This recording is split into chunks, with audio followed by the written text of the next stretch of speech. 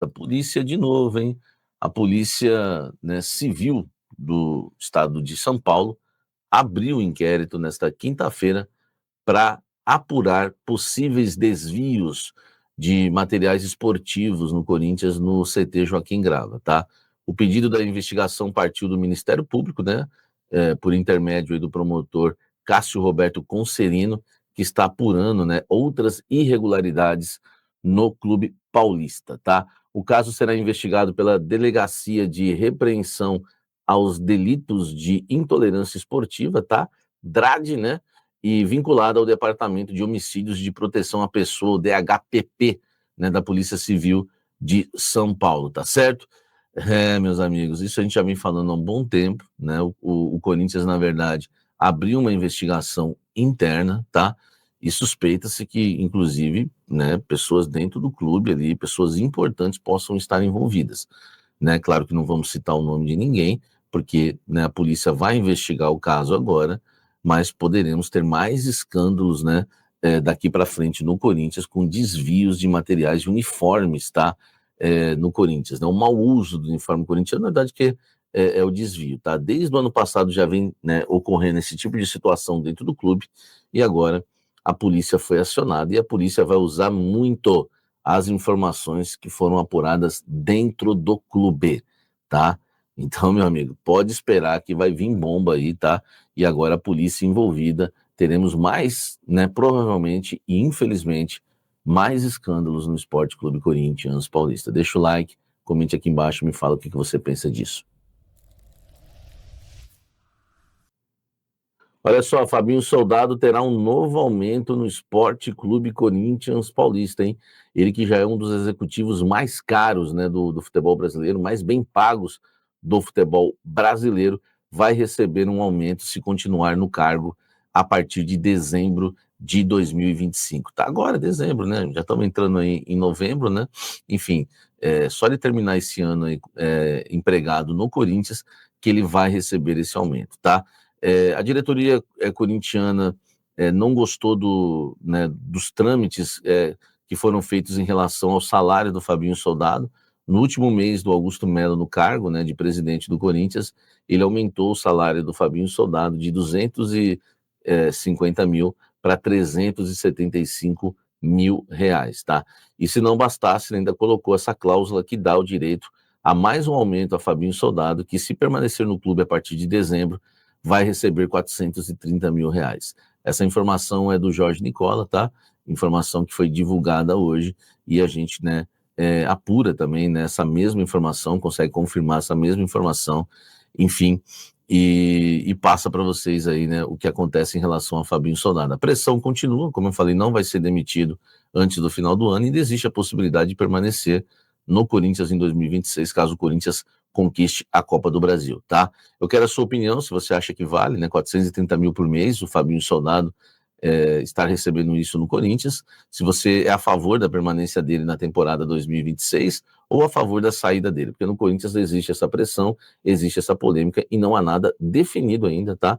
Em relação, né, a Fabinho Soldado no Corinthians para a próxima temporada. Mas está aí o aumento, né, salarial que está em cláusula, 430 mil vai receber Soldado se permanecer no Corinthians nos próximos anos. Tá certo? Deixa o like, se inscreva no canal, ative notificações e vamos seguir falando do Coringão. O Corinthians já sabe quanto o Shakhtar quer, né, por Michael, né, caso o Corinthians queira comprar o jogador. O valor, né, já foi divulgado pela ESPN, você já sabe disso, né? Não estamos trazendo algo exclusivo nesse sentido, mas ainda tem algo exclusivo nessa informação. Por quê? A ESPN deu já há algum tempo que o clube ucraniano pediu 2 milhões de euros, cerca de 12 milhões e meio de reais, tá? Na cotação atual, né? Para vender o Michael em definitivo ao Corinthians, e o clube ucraniano já descartou, tá? Já descartou um novo empréstimo. Então, ele que já, né, foi emprestado ao Corinthians 2 vezes, não vai ocorrer isso dessa vez. O jogador de 28 anos terá que ser comprado pelo Corinthians caso o Corinthians queira contar com o futebol dele nos próximos anos, tá certo? É bom lembrar que o Michael tem contrato com o Shakhtar até o fim de 2027. E o Shakhtar está de olho no futebol do Michael, ele vem evoluindo, vem sendo titular no Corinthians e não está descartada também a permanência. Então, se o Corinthians quiser realmente ficar com o Michael, vai ter que pagar 2 milhões de euros. Lembrando, além dos 2 milhões de euros, o Corinthians vai ter que pagar mais 1 milhão de euros que o Corinthians deve ao Shakhtar, tá? Equivalente aí a 6 milhões e 200 mil reais na cotação atual. E o Corinthians quer fazer o investimento, tá? É claro que o Corinthians precisa primeiro, né, pagar o transfer ban, resolver essa situação financeira, mas dentro do Corinthians está definido que se realmente o Shakhtar, né, não voltar atrás e quiser 2 milhões de euros pelo Michael, o Corinthians vai tentar, né, inclusive parcelar os 3 milhões de euros, o valor total, os 2 milhões do valor de compra, mas 1 milhão que o Corinthians deve dos 2 empréstimos que não foram pagos de 500 mil euros. Incrível, né? É loucura isso no Corinthians, tá? Eu falo dever os 2 empréstimos, inclusive. Então, ficaria 3 milhões de euros no total e o Corinthians teria aí, né, que pagar, né, pelo futebol, né, do Michael aí quase 20 milhões de reais. Você é a favor dessa compra? O Corinthians, hoje, o Corinthians quer comprar. O Corinthians já não quis comprar, agora quer comprar. Enfim, claro que tem muita coisa para rolar no campeonato ainda, né, na temporada, mas hoje o Corinthians quer sim e aceita esse valor pedido pelo Shakhtar. Comenta aqui embaixo e deixe seu like. Todo mundo sabe que o Michael não vai jogar, o Mateuzinho não vai jogar, o Hugo Souza foi exclusivo do canal Café do Setorista, que era uma lesão de grau 2, ele não viajaria para Salvador, não viajou, informação exclusiva do canal Café do Setorista para você, tá? E agora eu vou te trazer com exclusividade também, exclusividade, você não ouviu em lugar nenhum, tá? Quem vai ser o substituto de Mateuzinho, porque a dúvida no gol não existe, né? O Felipe Longo deve jogar, no meio campo também já vou passar o meio campo para vocês, a grande dúvida é na lateral direita, e eu vou passar para vocês quem será o lateral direito do Corinthians contra o Vitória, é exclusivo. Segura essa, meu irmão. Quem vai jogar no lugar do Mateuzinho, né? O Corinthians divulgou, né, a lista, né, de relacionados, tá? Na lista de relacionados, o Corinthians diz o seguinte, ó. O técnico Dorival Júnior não contará com o Mateuzinho, com o volante Michael, né? Ambos cumprem suspensão. O Gus Souza desfalque por conta da lesão aí no ombro. O André com lesão ligamentar no tornozelo direito. Que chato isso, né, velho? O André, pô, entrou tão bem, né? Contra o Santos. O atacante Vitinho, né, também com problema aí no joelho, continuam de fora. O Gustavo Henrique cumpriu suspensão e volta, e as grandes novidades, né, André Ramalho e também André Carrídio, né, estão de volta depois da fase de transição, treinaram a semana inteira e são as novidades para a viagem, né. O curioso é que na lateral direita, né, o Corinthians tem, nas laterais, desculpa, entre os relacionados, os relacionados, vai, goleiros, Felipe Longo, Cauê e Donelli, laterais, Anchileri, Hugo e Matheus Bidu, zagueiros, André Ramalho, Kaká, Félix Torres, Gustavo Henrique e João Pedro, meio-campistas, Carrídio, Bidon, Charles, Dieguinho, Martins, Ranielli, Rodrigo Garro e Rian, atacantes, Guinegão, Kaique, Memphis Depay, Romero, Thales e Yuri Alberto, tá? Enfim, você vê que o Jacaré não está na lista de relacionados, porque o Corinthians entende, a comissão técnica entende que ele ainda não está pronto, eu já venho avisando isso há muito tempo, tá? Quando muita gente já, inclusive, estava cravando, né, que ele estrearia, reestrearia, porque tinha um contrato renovado.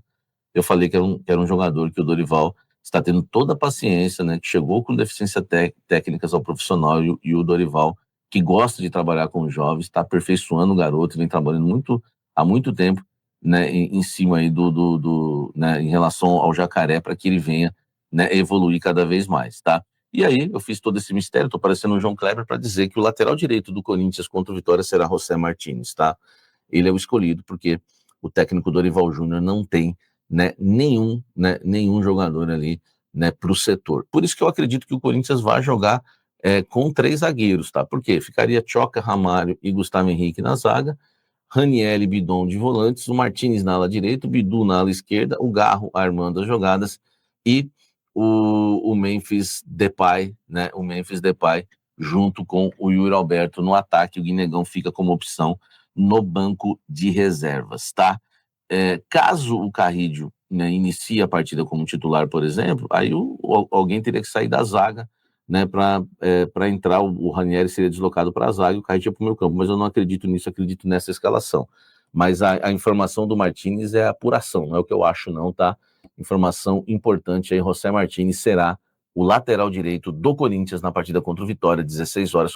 O Carrillo chegou a treinar entre os titulares, mas cara, acho muito difícil que ele comece o jogo depois de tanto tempo parado e de uma recuperação por uma lesão grave, mesmo que ele tenha estabelecido uma volta prematura. Prematura não digo, né? Mas antecipada, vamos colocar dessa maneira. Acho muito difícil ele começar, mas ele treinou entre os titulares. Só que aí você tem Martínez e Bidon, né? Você tem Ranieri, Martínez, Bidon e Rodrigo Garro. Esse seria o meio-campo. Se ele quiser botar o Carrillo na do Martínez, bom, poder ele pode. Eu só acho arriscado. E o ataque do Memphis e do Yuri Alberto. Esse deve ser o time do Corinthians para encarar o Vitória neste sábado. E aí, como eu falei, se você olhar a tabela do Corinthians, o Corinthians tem 36 pontos. A nota de corte hoje está 42. Então, teoricamente, o Corinthians com mais duas vitórias, ele estaria salvo do rebaixamento. Mas vamos colocar 3 para bater 45, porque se a nota de corte ela tá baixa mesmo nesse campeonato, ela não vai oscilar tanto assim. 45 é um númerozinho mágico, né? Então, se você pensar que hoje está em 42, mas pode voltar para 39, 40 pontos, pode ser que tenha equipe que escape com 41. Realmente, a régua está muito baixa esse ano. 45 é fato que escapa. Para 45 são 3 vitórias. Então, vamos tentar achar 3 vitórias do Corinthians aí nos próximos jogos. Esse diante do Vitória, vocês acham que vai rolar uma vitória? Eu acho difícil, tá? Acho difícil. Acho que se empatar é lucro e é um bom resultado diante do momento que está vivendo o Vitória. Depois o Corinthians recebe o Grêmio. Vou tentar ser isento aqui, imparcial. Eu acho que dá para o Corinthians vencer. O Grêmio também está em ascensão no campeonato. Mas é um jogo em que o Corinthians tem condições de vencer o Grêmio. E é um confronto totalmente direto ali, né? Pelo menos por uma vaga em Sul-Americana, sei lá. Eles estão disputando a mesma coisa, mesmíssima coisa na tabela. Ambos, nesse momento, né? Lembrando que isso é daqui 2 jogos. Nesse momento, eles têm 36 pontos. Vamos lá. Bragantino fora. Cara, esse é um jogo que dá pro Corinthians ganhar. Quando a gente pensa assim, dá pra beliscar uma vitória dos jogos fora, pra mim, esse é o jogo. Contra o Bragantino fora, porque o Bragantino é dos piores times do campeonato nos últimos, cara, pelo menos no segundo turno. Então, acho que dá pra beliscar uma vitóriazinha aqui. Aí, o Corinthians recebe o Ceará. É outro jogo que dá pra vencer. Pô, daqui a pouco você vai me dizer que o Corinthians vai vencer todos os jogos. Tô colocando como possíveis, tá? Resultados possíveis. Até aqui ele já teria achado 3 vitórias. E aí a gente já tá na 33ª rodada. Aí agora começa a dificultar, porque aí você tem, vamos lá, o São Paulo em casa. Dá pra ganhar, é um majestoso, é um clássico. O São Paulo tá numa draga, mas como é que vai estar lá nesse momento, né? Na 34ª rodada. Mas é clássico, né? Então a gente tende a ser um pouquinho mais cauteloso. Depois, Cruzeiro fora. Aqui difícil, tá? Difícil. Aqui já vou colocar como difícil. Depois você tem o Botafogo em casa. Dá. Acho que é uma boa possibilidade. Depois você tem o Fortaleza fora. Também dá. Com a atual situação do Fortaleza, eu acho que também dá. E fecha com o Juventude em casa. Cara, eu tava mais preocupado antes de olhar essa tabela. De verdade. Não que o Corinthians esteja jogando o melhor futebol do mundo, muito pelo contrário.